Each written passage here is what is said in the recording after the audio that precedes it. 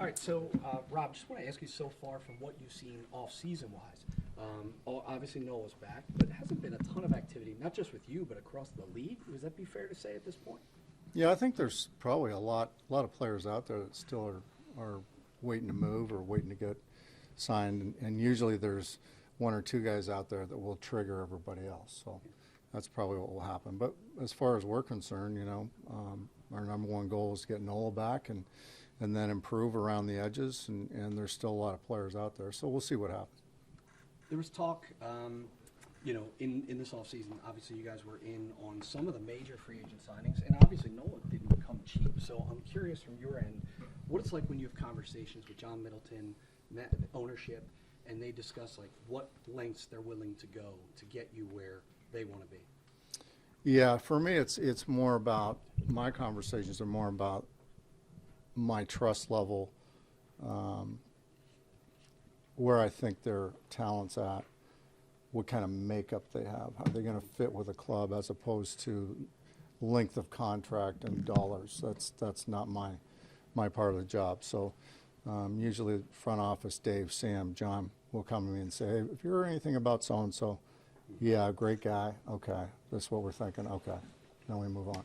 Dave said a couple weeks ago, priority right now is maybe pitching depth, Yeah. rotation, bullpen. Is that still your understanding? Yes, yeah, it is, because you're going to go through, typically, knock on wood, you're going to need 8 or 9 starters over the course of the year. Most teams do anyway. So that rotation depth is really important. Do you think you need to find somebody to replace Kimbrel, not necessarily just a one-inning, late-inning guy, but a veteran reliever with experience?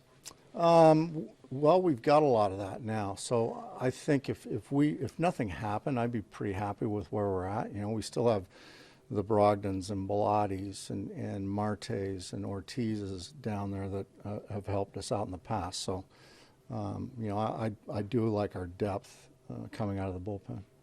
One of those guys could be Orion. Yes. What did you see from him that made you confident to bring him up at the time you did? And how do you think overall he handled the postseason? Yeah, well, I never saw him.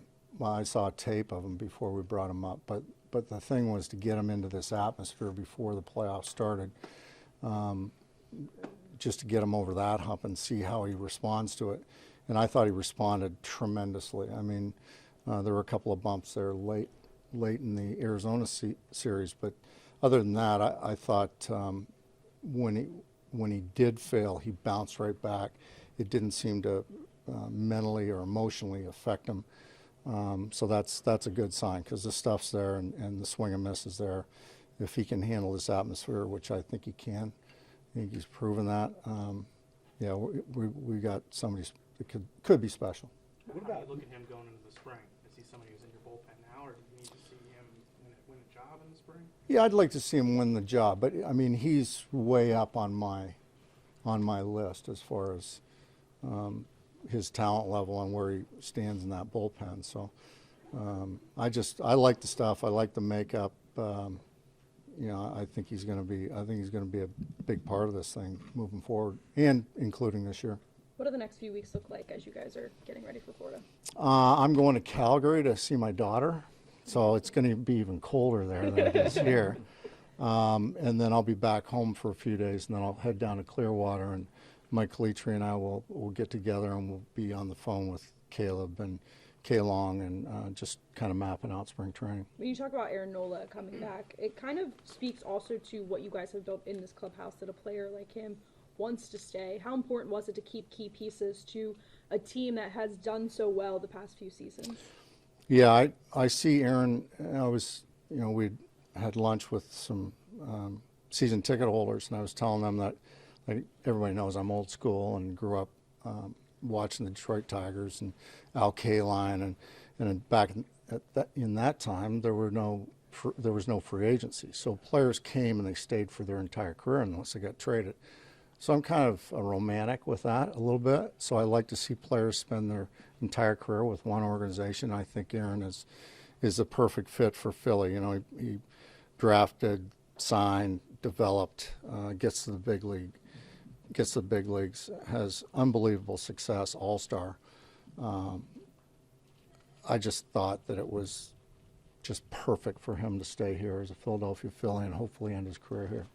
The last 2 seasons you've gotten out of the blocks slowly. Is there anything you looked at this offseason that said why, and will it be a focus this spring? Yeah, I think a lot of it had to do with just circumstances. You know, the 3 guys that went to the WBC, they didn't get a whole lot of at-bats. So they got off to a little bit of a slow start. Didn't have Harper at the start of the year. Reese gets hurt right at the end of spring training. Ranger we don't have at the start of the year. So you take that with a grain of salt. Yeah, we were 500 in March and April, so we want to improve on that. So there's some things around the edges. Again, we're not going to reinvent the wheel during spring training, but there's some things around the edges that we're going to look at to try and help us maybe get out of the gate a little bit quicker. Back to Orion, you know, he is a really young guy. When you have those bumps in those spots, right? It's not just it was some August night. I mean, that's as big a stage as you're going to have. Are there things the organization does to help a guy through that? Or do you talk to him? Or Oh, how absolutely. do you think he's handled it from the time you've talked to him, I guess? Well, I think he's handled it great, and not only coaching staff, but this room in here. These guys do a great job at surrounding each other and protecting each other, and so I expect nothing further on that as far as his makeup, his emotional state. He's going to be fine. Bryson Stott obviously is a guy who really stood out a year ago. What kind of leap do you think is possible, or do you expect adjustments from other teams when they approach him, and how does he handle those? Yeah, there's always adjustments. So teams are always making adjustments on you. So you gotta counter, and he's pretty good at that. You know, I think later on in the year, Stoddard got a little bit away from his strike zone discipline, kind of chased a little bit more, whether that he was tired or whatever. I think as time goes on, he's going to get used to the longer seasons. He's going to be able to handle September, October, first part of November if needed. I just see this kid, along with Bohm, along with Marsh. I see these guys getting better every year. I really do. Dave said a couple things. You know, Johan's going to have to win a job or show something more than he to play every day. You know, he's also said that we're not necessarily looking for an extra outfielder, 4th outfielder. So if you don't bring in another outfielder with a lot of experience, what gives you the confidence that Castellanos, Rojas, Marsh can work, those 3? Well, I think it can work from our perspective, because it worked last year at the end of the year. What we're really looking at is what's best for Johan. Is it best for him to be here, and if he's not swinging the bat well, just struggle, and how's that going to affect him emotionally? Or is it better for him to go down and get 300 at bats at AAA and then come back up? It all depends on how he's playing and how he feels and how it looks during spring training. And if it looks good, then you know, he got a pretty good chance of making the club. How much of a leash would you give him at the big league level to kind of see if he's adjusting? I don't know what the week number is or the month number is, but if you're going to make a commitment to him, I think it's got to be for a while, and you just got to shut your eyes and go let him play. And as of right now, is everyone healthy? No, like off-season surgeries? Everybody's healthy as far as I know. Yeah. Over a full season, you saw Martian left for a little bit. At the end, over a full season, how much of a gain could that be for your overall team defense if he's the guy in left field? The improvement? Yeah. Yeah, huge, you know, because that means that Rojas is playing center, and which means that Rojas is probably hitting a little bit. So there's a lot of factors in there that is a plus for us if Brandon Marsh is playing left field. Is Johan an everyday guy for you, whether it's in left or center? Does he play versus lefties on a regular basis this year? Time will tell, you know, if he's swinging the bat against left-hand pitching. I do expect him to improve there. And if it does, then yeah, he's probably going to be an everyday guy. If Johan struggles, do you think you're short in the outfield?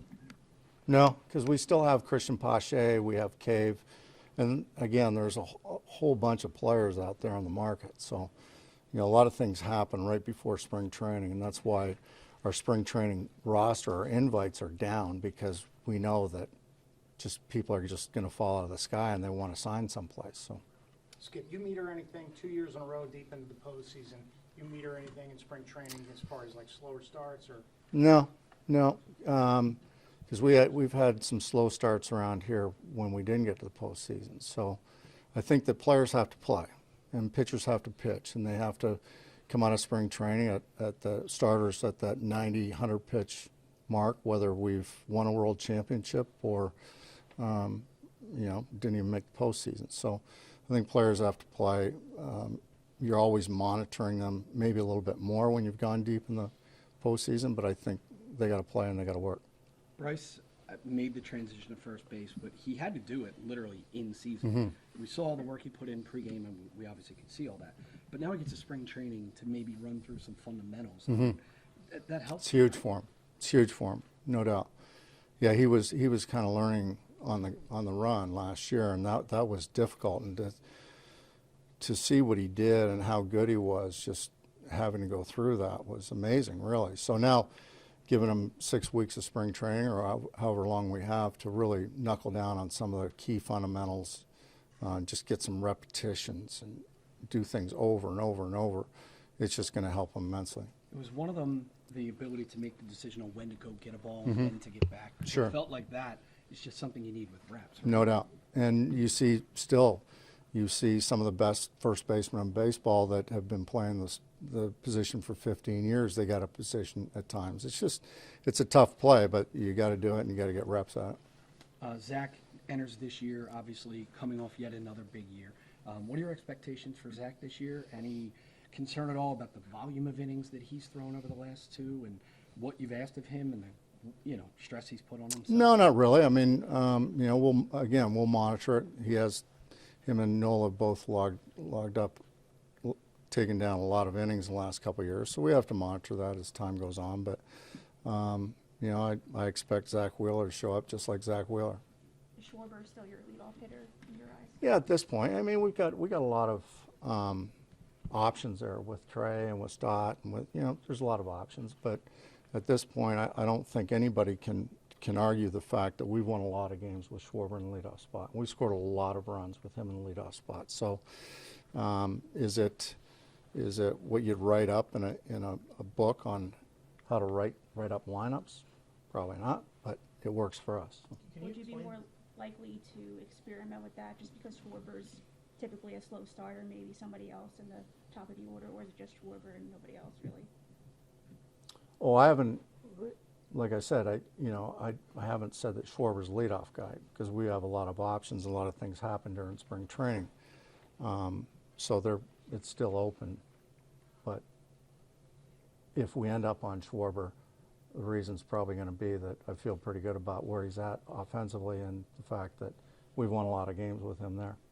Can you explain some of the off-season stuff he's doing, maybe to just be a little more, move a little better this year than last? Is there an emphasis on different things? Yeah, Morgan's given him a off-season program, and he's doing a lot of agility work and speed work. But I think that the WBC really, for our guys anyway, I can't speak for everybody, but for our guys, it seemed like that they were behind a little bit when they came back. Back to Rojas. Did you see that photo of him that went viral? The one where he's in the tank top? All jacked up. Looks like he's ready to go. He looks good. Yeah. I thought it was a picture of me, one of my high school pictures, but it wasn't. First saw it. How quickly does this team or can this team turn disappointment into drive for 2024? Well, as soon as we win a world championship, I think that ends it. But I think we're all frustrated. I'm still frustrated, but once I get to Clearwater and get the uniform on, we'll shake it off and move forward. But I said I told the people in the season ticket holders, we've won more playoff games than any other team in baseball in the last 2 years. But we haven't won the big one. And I think our players will be really motivated to come in here and get this thing done. And that's probably the biggest thing that I'm excited about. In the fan conversation you have, you get a sense at all of any sort of angst around the city? I mean, not just your team, obviously. You've gotten really close. Eagles get really close. Sixers make a run, don't get there. It just feels like right now there's a lot of will somebody finally break through? Welcome to Philadelphia. But that's the way it is, and that's why this city's so great, is that they have a passion for their teams, and so they feel great when we win, they feel bad when we lose, they feel nervous when somebody gets hurt. They're just part of the club, and that's what makes them a great fan base.